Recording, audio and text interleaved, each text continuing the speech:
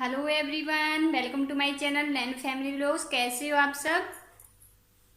तो फिलहाल मैं आ चुकी हूँ ससुराल, यानी कि अपने घर। तो यहाँ पर सुबह से सारा काम फिनिश हो गया है, अभी खाना वगैरह सबका हो गया है।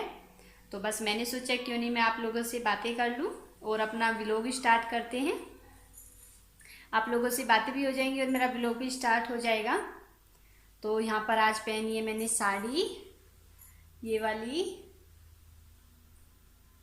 बिल्कुल खाली इस पे बॉर्डर है। देखिए खाली इस पर ये बॉर्डर है और ऐसे पूरा ब्लाउज पे वर्क है। और वैसे साड़ी सिंपल, क्योंकि जैसा कि मैं बोलती हूँ मुझे सिंपल साड़ियाँ ही पसंद है, तो ज़्यादातर मेरे पास इसी टाइप की मिलेंगी। तो मैं आई थी कल और मैंने उस टाइम का कोई व्लॉग नहीं बना, यानी कि कोई वीडियो नहीं बनाया है, क्योंकि कुछ बात ही ऐसी थी। एक तो ये कि कम से कम मेरे को 3 दिन में, मेरा कल वीडियो मैंने रात अपलोड की है, 3 दिन हो चुके थे, क्योंकि मेरा मूड इतना अपसेट था, एक टेंशन इतनी हो रही थी कि मैं नहीं बना पाई ना ही वीडियो। वैसे ऑलरेडी बनी हुई थी, मैंने बना कर रखी थी, पर मैं एडिट नहीं कर पाई ना ही अपलोड कर पाई, क्योंकि तब अगर खुश होते हैं तो ही काम अच्छे से हो पाता है। पर फिर मैंने 2-3 दिन के बाद मैंने रात अपलोड की है। और जब मैं घर से आई तब भी मेरा मूड ख़राब था, यानी कि एक अजीब सी टेंशन थी। तो बस इसकी वजह से फिर मैं नहीं बना पाई आते टाइम की भी, बस क्योंकि क्या करना है, लाइफ है, ज़िंदगी है। तो परेशानियां तो हर कदम पर होती हैं। किसी की लाइफ ऐसी नहीं है कि जिसकी लाइफ में परेशानी ना हो। सिर्फ इतना फ़र्क होता है, किसी के में ज़्यादा होती है, किसी के में कम होती हैं, पर होती सबके में है। आपके लिए एक खुशखबरी, मतलब ये गुड न्यूज़, क्योंकि हमारे फौजी साहब आ गए हैं छुट्टी, और उनको भी एक इमरजेंसी में आए थे, एकदम अर्जेंट में। तो बस फिर अचानक ही मुझे आना पड़ा घर से। और आई भी ऐसे कि ये देखो, ना तो मैं कपड़े वगैरह कुछ नहीं लेके आई हूँ, सिर्फ विवान के कपड़े लेके आई हूँ, वो भी फुल बाजू के, क्योंकि अब मौसम ऐसा होने वाला है। हाँ, होने वाला है, क्या हो ही रहा है, सर्दी तो आ गई है हल्की हल्की। तो बस उसकी वजह से तो मैं ज़्यादा कपड़े नहीं लेके आई हूँ। तो कपड़े मेरे सब उधर ही हैं, तो वो आएंगे सब बाद में, क्योंकि अभी भैया आने वाले हैं। तो भैया आएंगे तो तब आएंगे मेरे सारे कपड़े, तो तभी मैं आप लोगों को दिखा पाऊँगी कि मायके से क्या क्या मिला है। और मौसम ठंडा है पर फिर भी पसीने बहुत आ रहे हैं। तो अब मैंने डिसाइड किया है क्यों ना अब साड़ी पहनी जाए, तो अब मैं ज़्यादातर साड़ी ही पहनने वाली हूँ। और मैं भी, और जैसे डेली वेयर साड़ी हैं हल्की प्रिंटेड और कुछ वैसी, तो मैं इन सबको अब रेडी करने वाली हूँ। और भी, और मैंने कुछ साड़ी ली भी हैं, तो वो भी मैं आपको जल्द दिखाऊंगी। वो मैंने ऑनलाइन ली हैं, तो वो आपको बहुत जल्द दिखाने वाली हूँ। और विवान हो रहा है खुश, क्योंकि विवान के लिए आई हैं बोल, दिखाओ तो क्या है। बैलून बोल, कौन लेके आया था। पापा जी लाए थे। पापा जी ड्यूटी से आए, आप खुश हो। कितने खुश हो।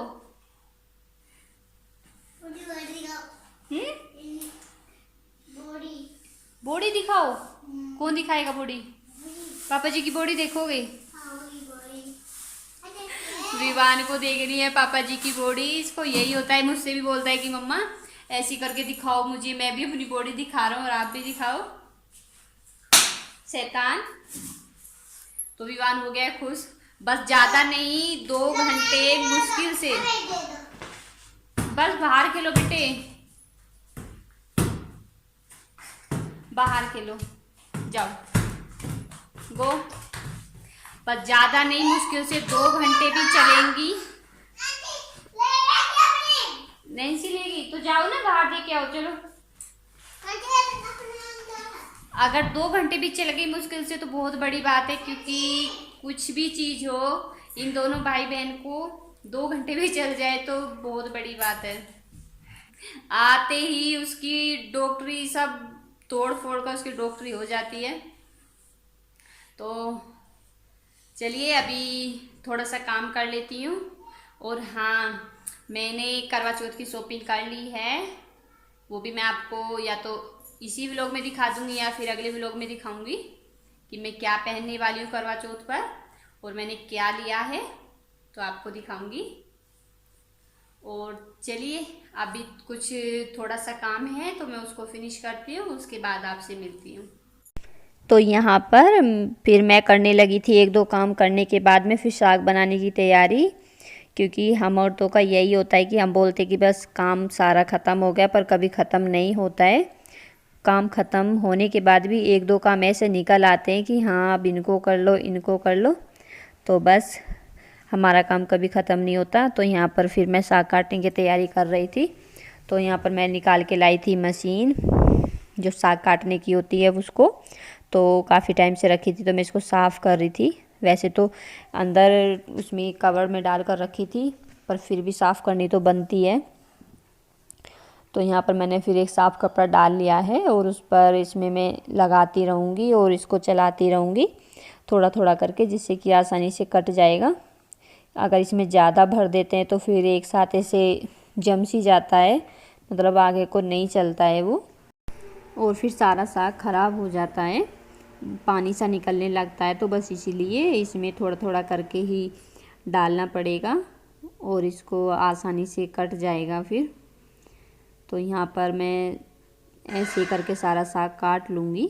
मैं साग काटने के बाद में फिर मैंने साथ के साथ लहसुन भी छील लिया था यहीं पर, और ये सारा काम ख़त्म करने के बाद में फिर मैंने साग काटनी मशीन को धो दिया था। धोकर इसको साफ़ कर दिया, क्योंकि इस पर सारे पर वो साग जब काटते तो वो चिपक जाता है, तो वो सूखने के बाद छूटता भी नहीं है और अजीब सी लगती भी है। तो फिर मैंने उसको धोकर और धूप में रख दिया सूखने के लिए। और इस सब को काम को करने के बाद फिर आ गई थी किचन में, और यहाँ पर मैं साग को बनने के लिए रख रही हूँ। तो मैंने उसको डाल दिया है कुकर में, और हरी मिर्च, लहसुन वगैरह, नमक ये सब डाल दिए हैं इसमें। और अब डाल दूँगी साथ में 2 गिलास पानी, और बंद करने के बाद इसको रख दूँगी गैस पर। तो इसमें लगाने वाली हूँ मैं 5-6 सीटी। तो 5-6 सीटी लगाने के बाद में फिर मैंने इसको परात में डाल दिया था, जो आटा लगाने वाली होती है उसमें, इसमें, जिससे कि वो ठंडा हो गया था। फिर उसके बाद मैंने इसको पीस लिया था, और पीसने के बाद और यहाँ पर लगा रही हूँ मैं मक्के के आटे से आलन, क्योंकि आज मैं मक्के के आटे से लगाने वाली हूँ आलन।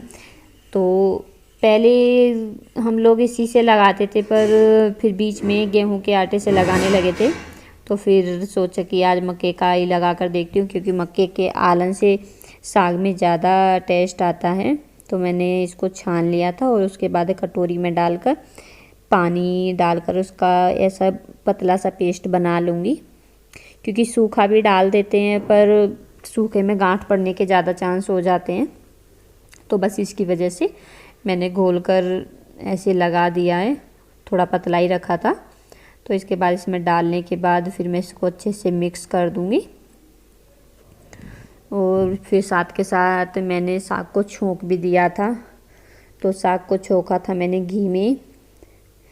तो यहाँ पर घी गरम हो गया था, तो फिर डाल दूँगी मैं इसमें जीरा और थोड़ी सी हींग, और उसके बाद में डाल दूँगी मैं यहाँ पर फिर लहसुन, क्योंकि साग लहसुन में छुका हुआ बहुत टेस्टी लगता है। तो जैसे ये छोंक भुनेगा, मतलब कि लहसुन भुनेगा, तो इसके बाद डाल दूँगी मैं इसमें साग, और इसको अच्छे से मिक्स करने के बाद इसको उबालूँगी, क्योंकि इसमें अभी पानी डाला था, तो इसको आलन के बाद उबालना पड़ता है, वरना अच्छा नहीं लगता है। तो साग को ढककर मैंने उबलने के लिए रख दिया था मंदी मंदी गैस पर, यानी कि बिल्कुल लो फ्लेम पर। तो इन सब के बाद में फिर आ गई थी मैं बाहर चूल्हे पर आग जलाने के लिए, क्योंकि रोटी बनानी थी मक्के की। तो गैस पर तो अच्छी नहीं बनती है, बन जाती है पर अच्छी नहीं लगती हैं, तो चूल्हे की अच्छी लगती। तो फिर यहाँ पर मैं बना रही थी मक्के की रोटी। और मक्के की रोटी, गेहूं की तो हर कोई बना लेता है, पर मक्के की रोटी सबको नहीं आती है बनानी। तो ये सबसे एक टफ़ काम है मुझे लगता है, क्योंकि हर किसी से नहीं बनती हैं। तो यहाँ पर टाइम हो गया था काफ़ी, और बच्चे इतनी वो कर रहे थे यहाँ पर, दोनों बच्चे शैतानी, कभी लाइट को ऑन ऑफ करने पर, तो बार बार ऐसे ही करने पर लगे थे दोनों।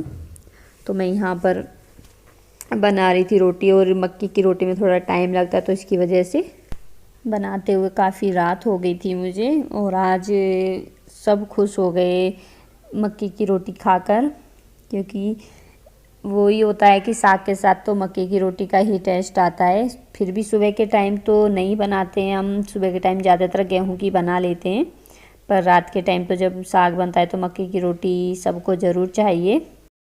तो अभी यहीं पर करते हैं वीडियो का एंड, लेते हैं आपसे विदा, मिलते हैं आपसे फिर अगली वीडियो के साथ।